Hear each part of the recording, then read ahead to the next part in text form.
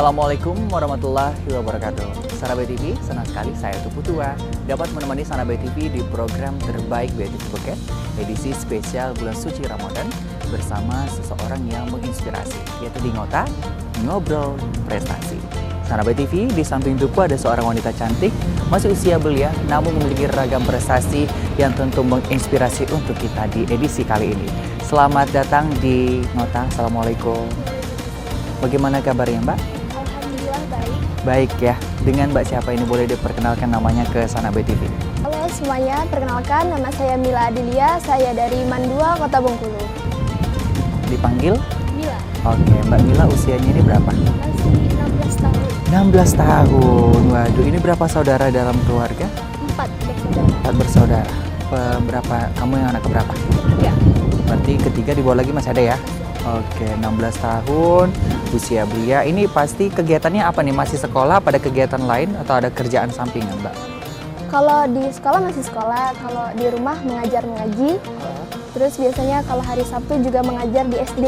Oh, ngajar di SD hari? Hari Sabtu. Hari Sabtu itu ngajar gimana ini polanya? Ngajar? Mengajar pramuka. Oh, pramuka? Iya. Oke, itu sejak kapan dipercaya untuk ngajar anak SD? Apa baru-baru ini atau bagaimana? Kalau untuk anak SD ini baru-baru ini, karena kemarin baru pengambilan pangkat tinggi di pramuka. Oke, baik. Mbak Mila usia 16 tahun sudah memiliki ragam prestasi. Mbak Mila sendiri, kalau kita lihat tampilannya sederhana, tidak terlalu menor ya, dalam arti kecantikannya tetap bersinar. Sanabe TV, saya penasaran Mbak Mila bisa hadir di Ngota Ngobrol Prestasi kali ini. Sanabe TV pun bertanya-tanya apa prestasi yang dimiliki oleh Mbak Mila. Kalau di bidang keagamaan, biasanya sering dipanggil-panggil untuk ceramah, terus juga pernah mengikuti lomba orasi agama di UIN, terus juga mengisi ceramah-ceramah di sekolah. Terus di bidang lainnya, di pramuka, pernah juga mengikuti lomba 40 hadis. Oke, baik. Berarti unggul di keagamaan ini ya, baik. Nah, Mbak Mila sendiri kalau kita ketahui di era zaman seperti saat ini kan banyak orang yang lebih ke arah yang tidak benar, dalam arti bukannya dalam arti yang dia lakukan itu tidak benar untuk diri sendiri, tapi kayak ada yang fokus ke ekstra nyanyi atau talenta seni, talenta lain. Tapi Mbak Mila sendiri ini lebih ke agama. Nah, ini mengapa lebih fokus ke agama, tidak seperti ke yang lain kayak ya menari ataupun kegiatan seni lainnya? Sebenarnya memang tertarik dengan bidang-bidang lain, tapi lebih tertarik dengan bidang keagamaan. Karena agama itu kan, kita kan Islam ya, agama itu bakal dibawa ke akhirat. Dan kita di dunia ini sebagai khalifah, tugas kita itu mencari ilmu dan amal supaya bekal di akhirat nanti.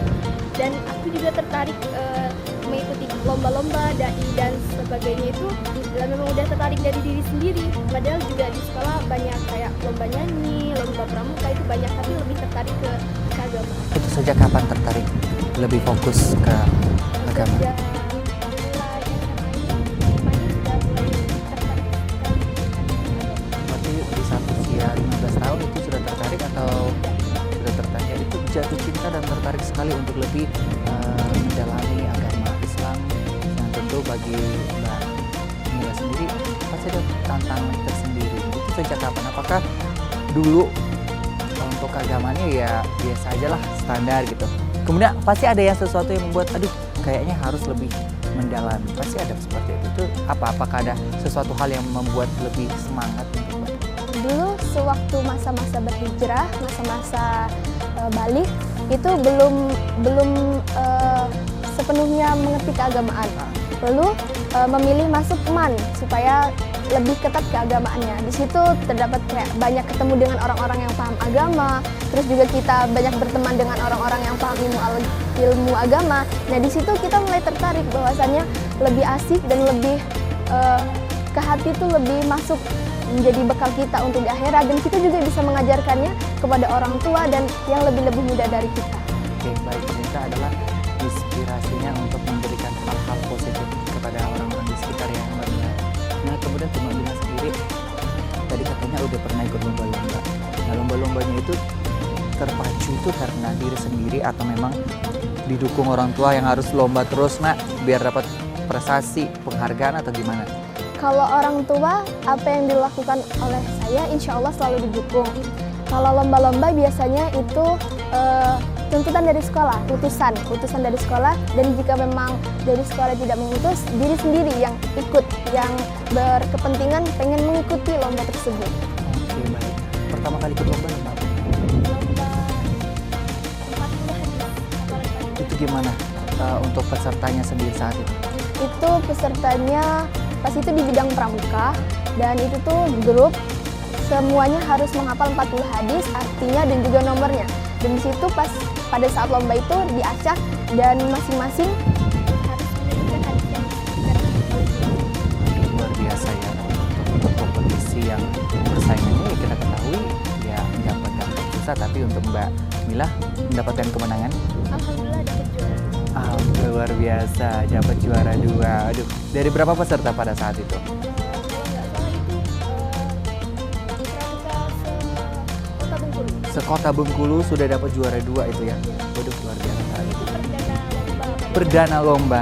Gimana perasaannya perdana lomba? Ada nervous. Heeh. Tapi karena kita kan juga udah dilatih dan ini jadi harus berani menunjukkan semuanya dipasrahkan kepada Allah, hasil dipasrahkan kepada Allah. Jadi kita tetap berusaha dan alhamdulillah hasilnya bagus. Aduh, luar biasa sahabat TV. Nah, sudah ikut kompetisi, kemudian otomatis keberanian itu sudah mulai terpupuk ya, terbina sehingga semakin percaya diri. Selain percaya diri, apakah ada hal-hal yang memang dipersiapkan oleh untuk Mbak Mila yang tadi saya dengar sudah diundang untuk beberapa acara untuk ceramah, kemudian juga memberikan pencerahan. Itu apakah ada hal-hal yang dipersiapkan seperti misal harus membaca dulu beberapa referensi, kemudian acuan panduan Al-Quran, atau bagaimana Mbak Mila? Iya benar, memang ada beberapa yang harus dipersiapkan seperti materi untuk disampaikan dan juga dalil-dalilnya. Karena kan kita tidak tahu kalau misalkan materi yang kita sampaikan salah bakal berakibat fatal bagi semuanya. Dan jikalau materi yang kita sampaikan benar, insya Allah bakal bermanfaat di dunia dan akhirat. Oke, baik. Nah, untuk Mbak Mila sendiri, untuk memberikan ceramah, yang kita ketahui Mbak masih muda nih ya, sahabat TV. Yang kita lihat ragam usia, ada yang tua, ada yang muda. Nah, untuk Mbak Mila sendiri bagaimana menanggapi untuk para orang tua yang memang saat itu menyaksikan dan mendengarkan Mbak Mila berdakwah, ya, sehingga mereka ada juga yang menimbulkan angkat tangan, bertanya, atau konsultasi. Pertanyaan-pertanyaan pada saat berdakwah tuh memang sering keluar. Ya. Kadang kita juga pertanyaan yang tidak sesuai dengan materi yang kita sampaikan juga sering keluar. Tapi dari situ kita juga harus memahami semua materi yang kita sampaikan sehingga ketika datang pertanyaan kita mampu untuk menjawabnya bagi orang tua maupun pemuda. Subhanallah ya, sahabat TV, untuk Mbak Mila yang memang sudah luar biasa dalam memberikan penceramahan untuk seluruh masyarakat. Dan saya penasaran, sudah sampai kemana aja untuk jam terbang Mbak Mila untuk ceramah paling jauh? Apakah sampai ke luar kota Bengkulu? Sahabat TV, jangan kemana-mana, tetap di edisi kali ini, ngobrol prestasi edisi bulan suci Ramadan. Assalamualaikum warahmatullahi wabarakatuh, Sahabat TV. Senang sekali saya masih dapat menemani Sahabat TV di program Ngobrol Prestasi edisi bulan suci Ramadan. Masih bersama seorang wanita cantik yang usia belia, yang memiliki prestasi yang unggul di keagamaan, yang tentu menjadi inspirasi untuk kita saat ini. Nah, untuk Mbak Mila, tadi kita sudah sedikit berbincang ya, bahwa memang tidak mudah, kemudian juga tantangan, kompetisi-kompetisi yang sudah diikuti lumayan cukup hebat, persaingan, baru pertama kali lomba udah dapat juara 2 ya di Kota Bengkulu. Nah, untuk Mbak Mila sendiri saya penasaran untuk ceramah ya. Ceramah itu kan otomatis kita harus bisa benar-benar membuat audiens kita itu fokus. Kemudian apa yang kita sampaikan diterima, terlihat diterima atau tidak ya pada saat kita ceramah, itu bagaimana untuk Mbak Mila? Kalau untuk ceramah biasanya itu kan biasanya tuh di sekolah sering juga kayak kultum itu audiens tuh ada beberapa yang menerima dan ada yang tidak. Mungkin jikalau ceramah yang disampaikan itu membosankan, membuat audiens tidak menerima.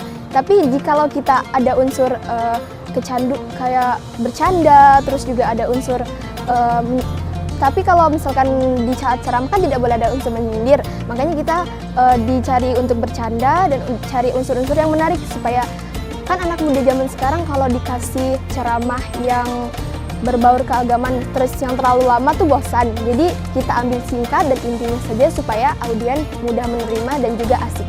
Oke, baik. Nah, untuk audiens sendiri kan ragam usia nih, ada tua, ada muda. Nah untuk Mbak Mila sendiri waktu saat berceramah, yang tahu-tahu ada orang tua di depan, pernah nggak dapat respon yang kurang tepat dalam arti, kamu masih anak-anak nak, gak usah ceramain orang tua gitu kan, atau gimana? Kalau saat ini alhamdulillah belum ada respon yang seperti itu. Karena di MAN juga rata-rata guru juga mendengarkan apa yang disampaikan ketika kultum pada saat rutinitas sholat duha. Sering disampaikan dan guru juga sering menelaah apa yang dibicarakan, apa yang disampaikan, dan isi dari ceramah tersebut. Bahkan juga guru menilai bahwa ceramah kita tuh benar atau tidak, guru yang menilai. Jadi di situ juga banyak belajar. Nah Mbak Mila, untuk ceramah dia otomatis nggak fokus ke satu tempat. Apakah sudah ada satu tempat yang memang dipercaya sama Mbak Mila untuk setiap hari datang untuk ceramah, misal ke sekolah atau ke tempat tertentu? Kadang kan di sekolah ini bagian dari kampus juga. Iya. Di sekolah tuh setiap kelas wajib mengikuti urusannya. Jika di sekolah tuh tidak ada urusan kayak dadakan baru masuk sekolah kan belum ada persiapan untuk Iya. ceramah ataupun apa dari kelas belajar tuh guru langsung manggil dadakan gitu. Ha. Jadi baca materi sedikit habis itu langsung sampaikan kepada teman-teman. Oke, berarti lebih rutin di sekolah ya, ceramah kepada teman-teman. Tapi untuk Mbak Mila sendiri, apa pernah diundang ke tempat-tempat khusus, misal kayak tempat lapas tertentu, tempat penjara, atau ke tempat pendidikan, atau ke suatu wilayah RT, RW, atau juga suatu kantor ya, sehingga aduh tertantang banget ini ceramah di tempat seperti ini, apa yang materi harus disampaikan atau bagaimana? Pernah pada saat itu RT sendiri yang terima untuk Oke. saya bila mengisi ceramah pada saat itu satu kampung dan satu rw. Itu untuk wilayah mana itu? Untuk wilayah Soma. Waduh, wilayah Soma. Pada saat itu gimana respon dari masyarakat sendiri di sana melihat, aduh ini ustazah atau siapa ini kok masih muda sudah ceramah, sudah memberikan petua-petua untuk masyarakat? Kalau beberapa ada orang yang kenal tuh bilang, oh itu tetangga saya, oh itu. Terus ada ketemu juga guru di situ, oh itu murid saya, ini murid saya. Ternyata kamu diundang di sini juga gitu kan. Di situ ada rasa senang juga bisa dikenal orang. Terus kalau ada orang-orang yang belum kenal bertanya, di sekolah di mana, anak siapa, sering keluar sekali pertanyaan-pertanyaan seperti itu. Oke, baik. Nah untuk Mbak Mila sendiri, bahwa untuk ceramah itu kan ya harus banyak penguasaan ya, materi, kemudian juga yang memang menjadi pemotif atau menyampaikan pesan keagamaan agar masyarakat ataupun audiens itu benar-benar mengikuti arahan yang benar sesuai petunjuk yang dipercaya gitu kan. Nah untuk Mbak Mila sendiri, dari masyarakat ataupun yang pernah diceramain itu, pernah nggak dapat satu audiens yang memang kayaknya antusias tinggi, jadi bertanya terus bertubi-tubi? Ada sebagian teman di sekolah. Teman tuh kan ada yang jahil, ada yang menerima, dan ada yang juga pintar. Dari beberapa audien di sekolah tuh ada beberapa teman yang ketika bertanya itu mereka menanyakan hal-hal yang tidak wajar. Jadi tergantung dengan kitanya mampu menjawabnya atau tidak. Dan ketika kita menjawab, ada teman yang percaya, ada juga teman yang tidak percaya. Jadi teman yang pintar mereka akan merenung, tapi teman yang tidak pintar atau dibilang maafnya ngomong bodoh, mereka akan tersinggung dengan pembicaraan tersebut. Oke, Mbak Mila luar biasa ya. Mbak Mila, untuk tempat ceramah paling jauh di mana nih? Paling jauh pernah di kota aja kayaknya. Di kota. Paling jauh masih sekitar kota tadi Seluma ya? Ada lagi nggak selain kota Seluma? Di Benteng pernah. Oh, Bengkulu Tengah. Itu wilayah mana? Di dekat kantor wali kota, kantor itu. Oke, baik. Nah, untuk di sana sendiri, gimana respon dari masyarakat? Itu saat acara apa? Itu pas itu lomba. Lomba? Iya. Oke, jadi kompetisi. Kira-kira kompetisi gimana di sana? Apakah langsung dapat kemenangan atau gimana? Pada saat itu lombanya tuh per orang tuh kan ada perwakilan dari sekolah, tapi pada saat itu tidak mewakili nama sekolah. Jadi mungkin karena terlalu banyak dan juga dadakan belum mendapatkan rezeki pada saat itu. Jadi tetapi pada saat itu belum putus asa, masih ada tantangan-tantangan yang lain, dan insya Allah di tantangan berikutnya masih mengikuti. Dan alhamdulillah pada saat mengikuti lomba ini dapat rezeki. Waduh, luar biasa, sangat berkita. saya penasaran untuk Mbak Mila sendiri, apakah ada kostum khusus untuk saat berceramah? Kalau biasanya kalau bawa nama sekolah kita pakai masker. Mm-mm. Tapi kalau nggak bawa nama sekolah biasanya cuma pakai gamis yang berwarna hitam. Oke, tetap temanya warna hitam.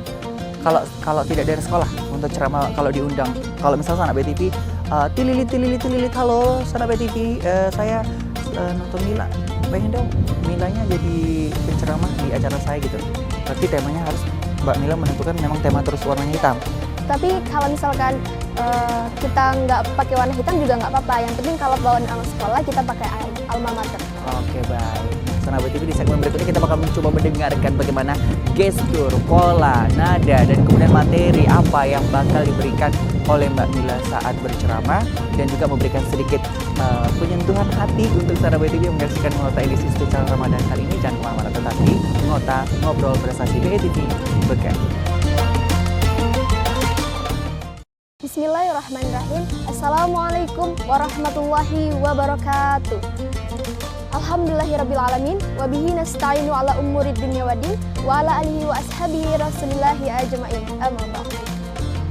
Teman-teman yang insya Allah dirahmati oleh Allah Subhanahu wa Ta'ala, pada kesempatan kali ini kita bertemu lagi. Alhamdulillahirrabbilalamin. Puji syukur terhadap kehadiran Allah Subhanahu wa Ta'ala yang telah memberikan nikmat kepada kita terhadap hamba-hambanya yang suka beribadah maupun hamba-hambanya yang suka membantah. Salawat dan salam juga tetap kita curahkan kepada junjungan Nabi besar kita, Nabi Muhammad SAW.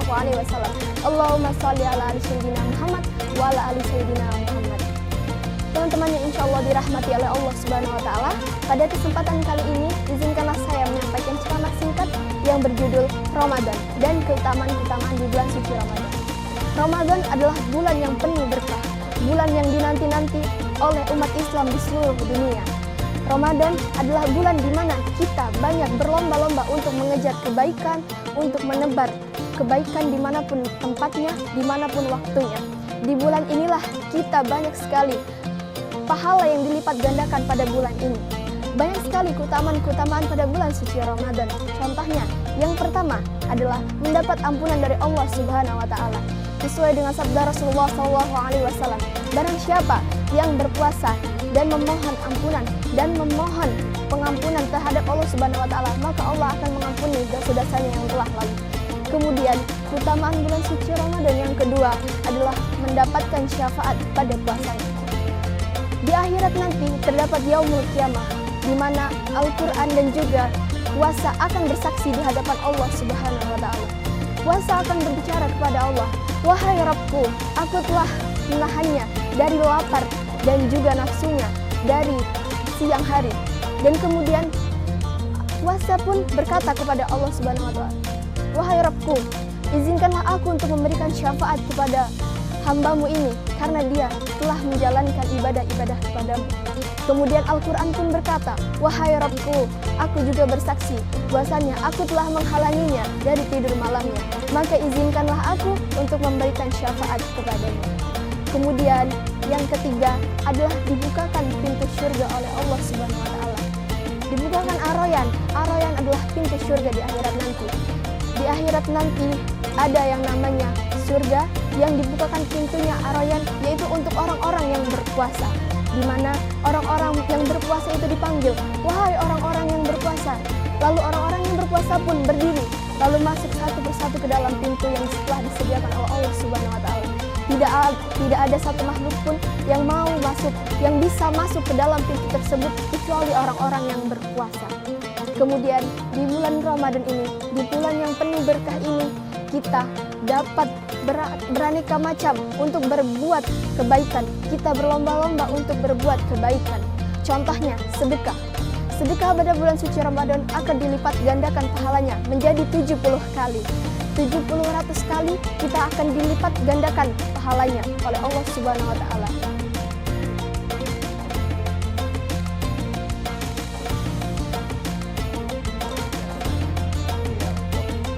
Ceramah yang diberikan oleh Mbak Mila di bulan suci Ramadan, bahwa memang bulan suci Ramadan adalah bulan yang penuh keberkahan dan memiliki pahala yang berlipat ganda, dan tentu ini adalah menjadi tanggung jawab bersama dalam berbuat kebaikan, terlebih untuk yang menjalankan ibadah puasa.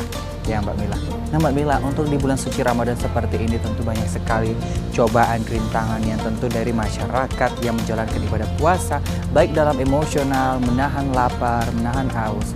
Dan untuk Mbak Mila sendiri, apakah ada tips dan trik untuk para anak-anak muda generasi sekarang yang ya mereka kuat-kuat puasa, tapi kan cobaan gitu.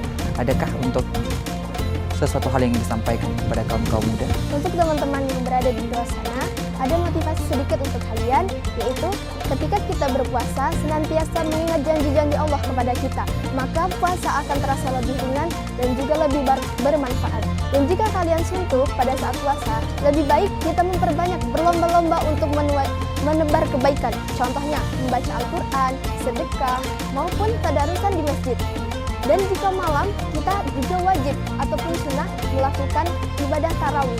Dan itu biasanya dilakukan oleh semua masyarakat ataupun semua umat muslim di Indonesia ataupun di luar Indonesia. Baik, luar biasa ya Sanabai TV. Ada sesuatu hal yang ingin disampaikan kepada orang tua dan seluruh umat muslim dan masyarakat Sanabai TV dan seluruh Indonesia bahkan dunia untuk saat ini? Untuk kita semua, semoga Ramadan kali ini mendapatkan keberkahan dan juga kebaikan bagi kita semua, bagi yang melaksanakan dan juga bagi umat Islam di seluruh dunia. Baik, terima kasih Mbak Mila sudah mau hadir di program Ngobrol Prestasi BITV Beken edisi kali ini. Semoga senantiasa diberikan kesehatan, kekuatan dan kehebatan dalam menjalankan ibadah puasa dan selalu hebat dalam berceramah, tentunya menjadi sosok inspirasi buat masyarakat seluruh lapisan ya Mbak. Baik, Sanabai TV, terima kasih sudah menyaksikan BITV Weekend edisi kali ini ngobrol prestasi bulan suci Ramadan.